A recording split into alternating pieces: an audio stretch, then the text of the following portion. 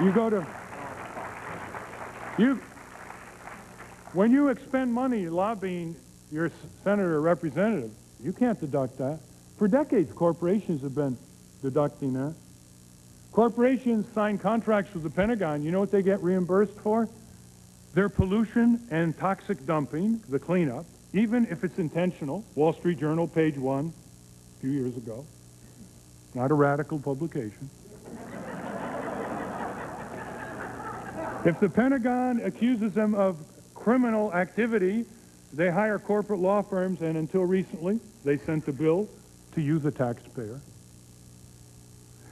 When Martin Marietta and Lockheed merged recently and laid off thousands and thousands of workers, the Pentagon spent $500 million of your own money to facilitate the merger, and $30 million went to bonuses for the top executives.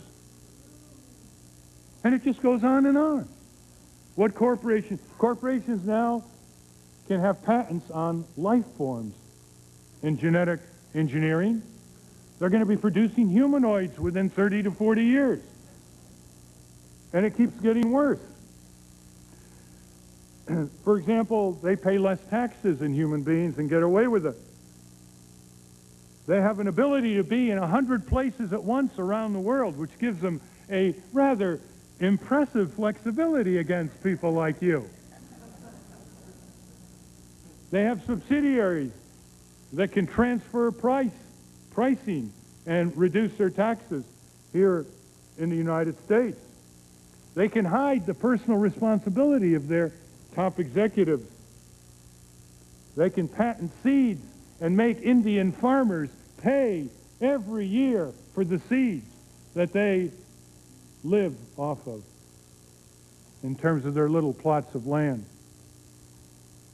Now, you understand, I think, why our forebears are very suspicious of corporations, why Justice Brandeis warned the states that charter the corporations that they may be creating Frankensteins in their own midst, why so many of the progressive movements of the past were designed to curb the power of these giant corporations, then called the giant trusts. But now the giant corporations have counterattacked with GATT and NAFTA and a whole series of stratagems to take control away from people and from citizens. One of the most interesting examples of how corporate power can affect everyday life. In 28 communities, day after day, people sweat and grunt in crowded highways trying to get to work and back from work. Pollution, congestion, fuel waste, time loss, and bad tempers. Now, back in the late 40s, there was a lawsuit brought by the Justice Department in Chicago Federal District Court against General Motors, tire company, and oil companies. They accused them of criminal violations of the antitrust laws.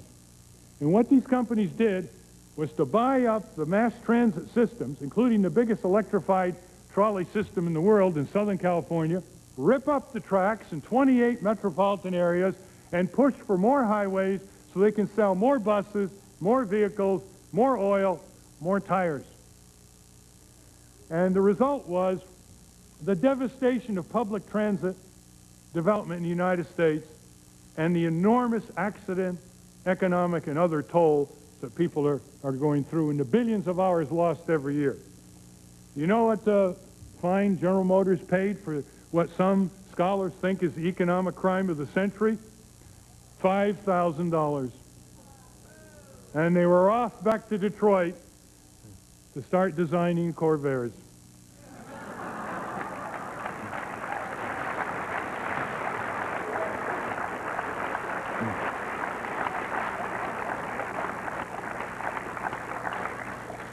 Let's face it, the problem of corporate power is such that if they are not restricted by boundaries, ethical boundaries that are enforced, legal boundaries that are prosecuted, competitive boundaries by innovators and entrepreneurs like solar energy entrepreneurs,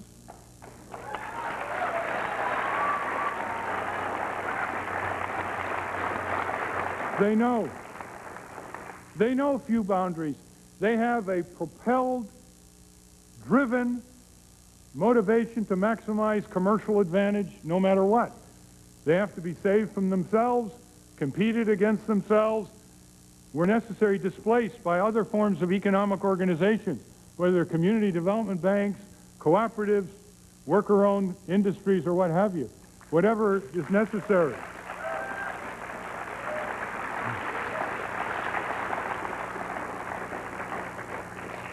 These corporations are now increasingly raising their children.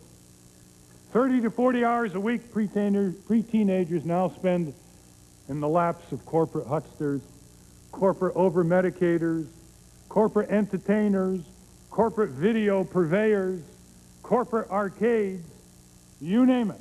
Now, can you imagine what possible counterforce can neutralize the three values that are communicated through those kinds of shows and exploitations when both parents are away at work trying to make ends meet? When the television is the electronic babysitter and it turns on into an electronic molester? When they psychoanalyze these children starting at age 2, where they describe their brain as reptilian in their psychoanalytic studies? When they know exactly how to separate the children from their parents? They know how to make the appeals so the children play on the guilt trip of their parents who cannot spend enough time with the children? And all of this is conveyed directly from corporation to child, from corporation to very young child. This was never allowed in the history of the world, to allow that kind of intrusion into the family unit. The right-wingers talk about family values. They ought to start talking about corporate values, smashing family values.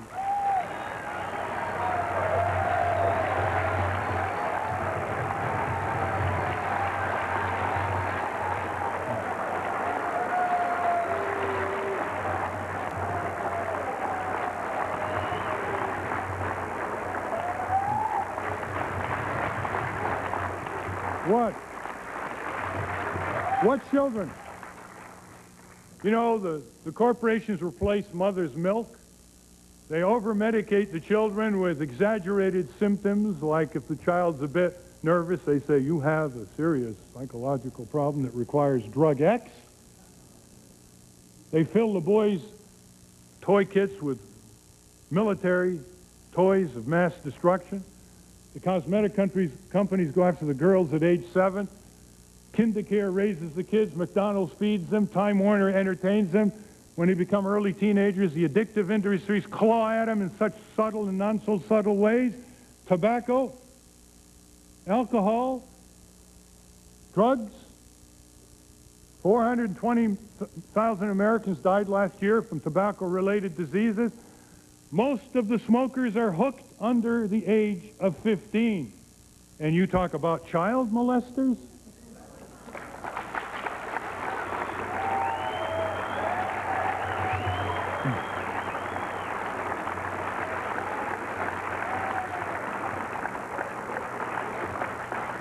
You know, I want to be pardoned an aside here. You imagine how few people admit to being called liberal these days, compared to how many people say they're conservatives? Have these distinctions lost their historical meaning? I mean, I don't like these kinds of nomenclatures, and I don't like that kind of pigeonholing, especially since so many conservatives now are turning against corporatists. That's nice. GATT, NAFTA, subsidizing nuclear power, you got conservatives there. They're no longer corporatists. But you know, when you look at the history of our country, I mean, who rebelled against King George? There were liberals. Who supported King George? Tories, conservatives. Who fought the farmer populist crusade? Who fought the women's right to vote? Who fought Social Security? Who fought Medicare? Who fought labor union rights to organize? Who fought the abolition of child labor? Who fought the environmental and consumer laws? People who called themselves conservatives. That's who fought against them. They fought against them. So let's get rid of the labels here and talk about deeds. What is actually done? Bob Dole, senator for sale.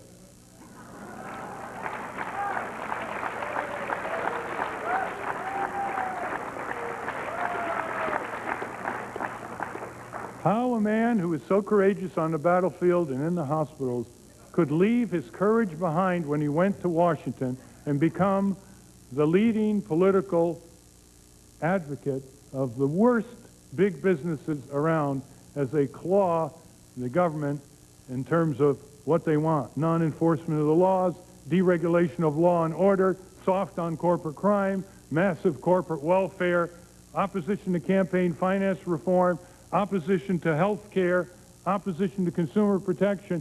Bob Dole sided with the corporations time and time again. And so we should look as citizens at the record of these politicians. We should spend 5, 10, 15 hours between now and November studying the record, not listening to a speech from San Diego and Chicago and then saying, oh, I think I'm going to vote for one or the other. We don't need knee-jerk reactions like that.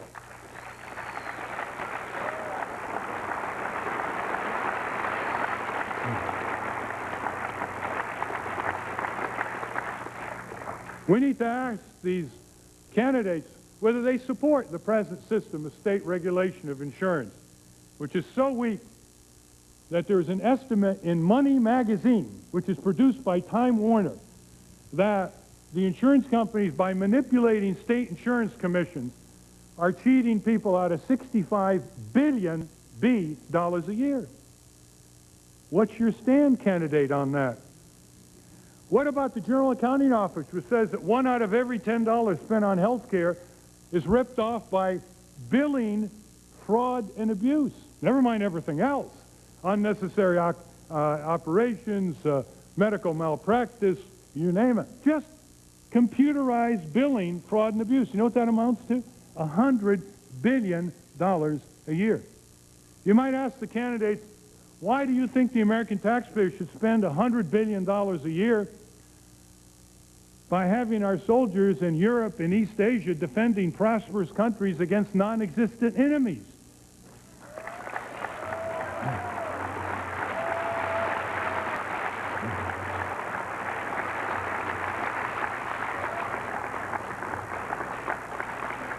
Why should the candidates support over 120 programs which we call aid to dependent but very profitable corporations without a 5-year and out welfare term?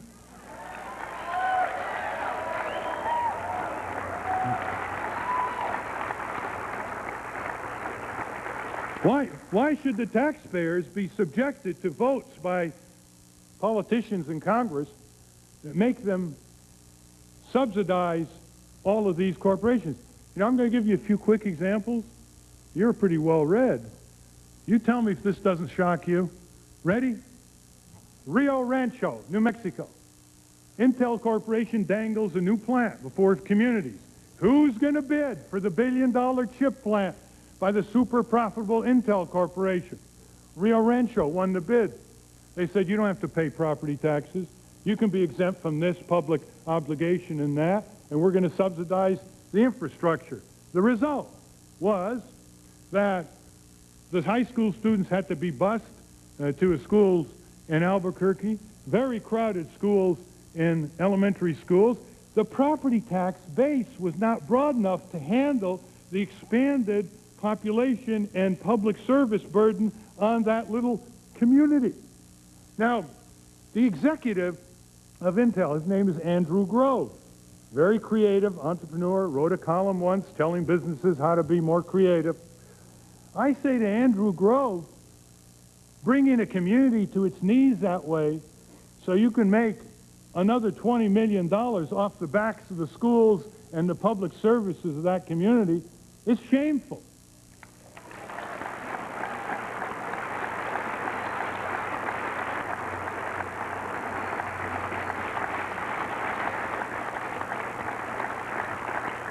It's unfair. It's unfair to the small businesses and homeowners who are paying their fair share and have to pay more because the big guy on the block, the $14 billion Intel Corporation that registers over $3 billion in profit after taxes, as if they have to worry, got away with it, was on welfare.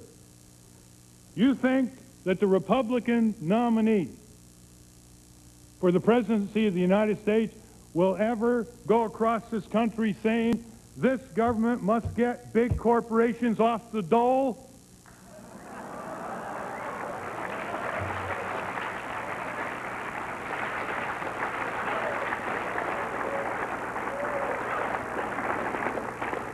Corporations are not like you and me. They get big debts forgiven by Uncle Sam.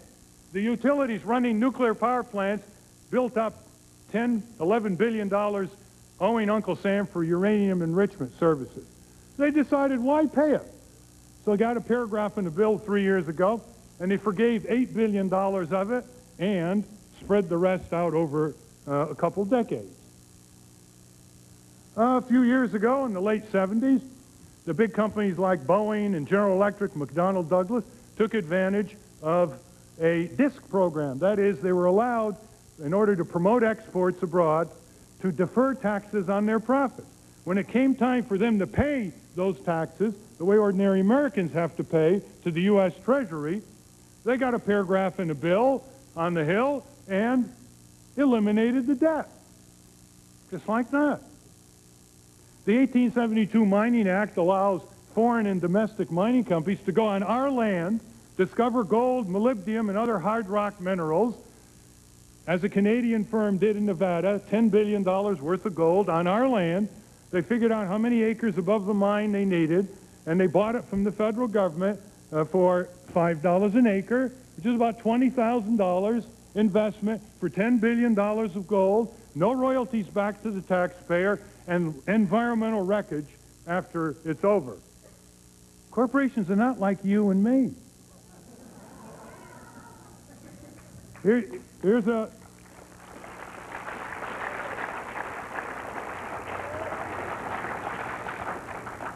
And it just goes on. How about this one?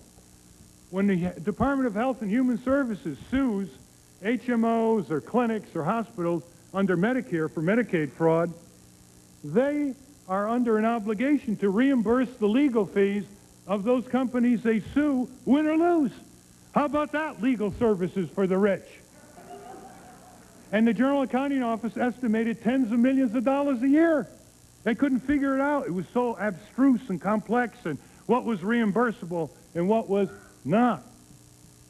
And now we get a glimmer of how the corporate government has taken over our political government, how the corporate government is dismantling our democracy, how the corporate government is stifling the very creative democratic processes that spell justice and opportunity and equity and sustainable growth and respect for the environment and a trusted legacy for future generations of Americans to inherit. These corporations have more power than they can responsibly exercise. And the corporate critique in this country is a majoritarian critique. Whether you talk with workers or retired people or people in all walks of life, they will tell you the stories of corporate injustice that they could do nothing about, whether they were a patient, a consumer, a worker, someone in the community, someone trying to clean up City Hall, or what have you. To illustrate just how much of a majoritarian position is in the Green Party platform, let me read you from a book that just came out, and I'll tell you who the author is in a moment. I quote, "No political party sincere in its opposition to the national debt would be so reluctant to reduce, much less eliminate, what is rightly termed corporate welfare, generous but unwarranted tax loopholes benefiting high-income corporations and individuals, research grants and incentive payments, free federal facilities and services to business, insurance and loan guarantees, concessions and natural resource giveaways, commodity, export, and transportation subsidies, and all the other payments, preferences, and entitlements given to sizable and successful companies and industries that can do perfectly well without these handouts. These subsidies cost the taxpayer each year far more than a combination of all the children's hunger, health, and related programs that these same generous Republicans have so extensively curbed. No political party honestly intent on eliminating the deficit would have forced on the post-Cold War Defense Department, whose budget already exceeds those of all other NATO countries, plus Russia and Japan, and all potential enemies combined, tens of billions of dollars for weapons that the department will not need, could not afford, and did not want. Will the security of the average American over the next 7 years be more enhanced by keeping Medicare, Medicaid, student loans, school lunches, food stamps, job training programs at full strength, or by forcing upon the Pentagon over its own objections 20 more B-2 bombers for $16 billion, another Seawolf submarine for $2.4 billion, and a revised missile defense program that will eventually cost $40 billion on a project, as Senator Byron Dorgan said, we don't need with money we don't have. But all these corporate subsidies, tax loopholes, redundant weapons, and pork barrel projects have added substantially to our national deficit without relieving any of the American people's fundamental problems. The shameful irony of it all, exclamation point. While federal aid to independently wealthy corporations continues, federal aid to dependent children is slashed, as if the 1% of federal spending that goes to the 2% of Americans on welfare were a significant cause of the deficit. While subsidies for the giant corporations studying experimental forms of heating fuel are renewed, like synthetic fuels, subsidies to help poor citizens obtain heating fuel are abandoned. While millions of dollars are paid to corporations to educate foreign countries about their exports, millions of dollars are cut from Head Start programs to educate American preschool children. While entitlements are preserved for promoting powerful agribusiness companies' exports abroad, entitlements are eliminated for the powerless poor on welfare. While instances of waste, fraud, and abuse in health and nutrition programs are cited to justify their virtual elimination, the presence in military procurement of much worse waste, fraud, and abuse is conveniently overlooked in justifying these programs' expansions. And while subsidies to large corporate farms continue to guarantee up to $250,000 per farm unit, funds for mother and child nutrition are cut back to the bone. For members of the labor force who are unemployed, underemployed, underpaid, or simply insecure, and for families lacking assured access to medical care, safe neighborhoods, and a college education for their children, the question of whether the annual federal budget deficit will be reduced to zero by the year 2002, or 2 years later, or 5 years later, is not the overwhelming issue of our time. Why should it be? And catch this. In relative terms, this country had a far greater debt burden during World War II, a burden that was heavy but did not sink us or prevent us from making vital investments in our people. For example, the GI Bill of Rights. Instead, that deficit was reduced gradually as the economy grew without starving either the federal benefits programs that helped to stimulate consumer demand or federal education and training programs that advanced our productivity. In fact, it was economic growth facilitated by just those programs that both reduced the relative impact of the debt burden and produced more tax revenues to reduce the deficit, end quote. Here's who authored those words. Ted Sorensen, former speechwriter for President John Kennedy, and for the last 25 years, a major corporate lawyer in the New York firm of Paul Weiss Rifkin, representing day after day major corporations. And I have talked to a lot of people in the big business arena, it's part of my job, and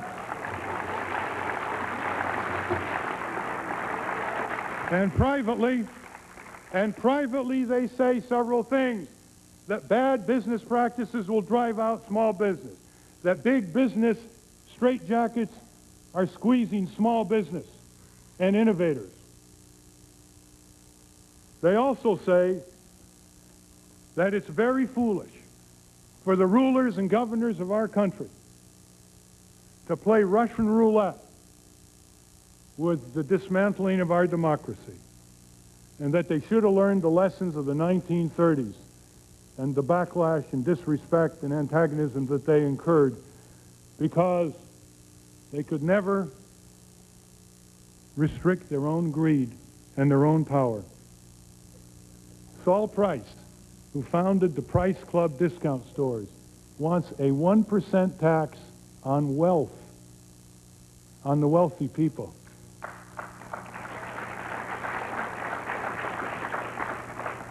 And he is a very wealthy person. Bernard Rappaport, who's head of the insurance company in Waco, Texas, one of the fastest growing, is opposed to the mergers and the monopolies and the acquisitions and the leveraged buyouts that are concentrating power in our economy, and has written such. Jerry Wilson, the head of SolarX in Portland, Oregon, has advocated in full-page ads a massive public investment program in our public works, the key wealth, which is euphemistically called our infrastructure, but which means our clinics, our schools, our sewage systems, our drinking water systems, our mass transit systems, and so many other public systems. Norman Lear started American People for the American Way, a civil liberties group. Bob Townsend wrote up the organization on how to make these bloated corporate bureaucracies accountable, responsive, and actually fun to work in after they've been cut down to size. Why don't these people receive a larger hearing? Why don't we realize that the tools of democracy which we need to forge and renew in our country are the ways to apply existing solutions to nagging problems? Our country is beset by problems it doesn't deserve and solutions it doesn't apply. Look at the basic problems. Energy, solar energy, energy efficiency. Those are the solutions. They're being proven all over the country.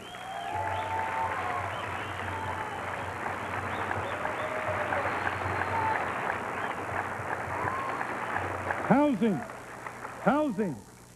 There are pilot housing projects showing the way to go, so we don't have this disgraceful, inadequate, decrepit, decayed housing stock, not to mention the homeless. It's a scar on all our consciousness that there are homeless people.